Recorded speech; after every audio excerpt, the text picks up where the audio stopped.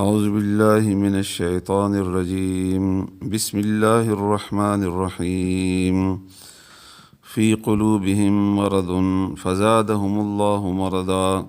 سورة بقرة لسم آیات به انشاءاللہ ننوایو.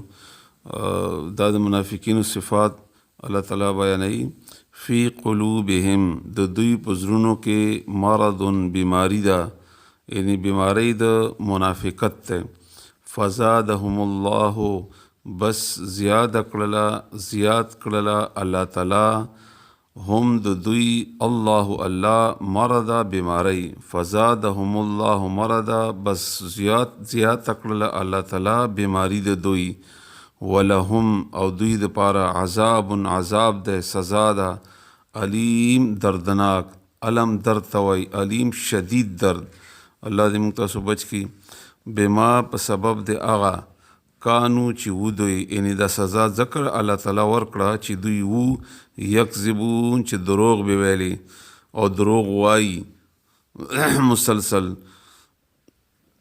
و اذا او هر کله قیلا چې اوویلی شي لهم دوی ته لا تفسدو فساد مکوئ تاسو. فساد بګاړ ته وایي هر هغه شی چې خپل ځای نه وخوځئ، کاغه شی وي او کاغه عمل وي او کاغه هر هغه شی چې کوم حکم الله کړی دی او ته هغه ځای نه وخوځئ، دته فساد وایي.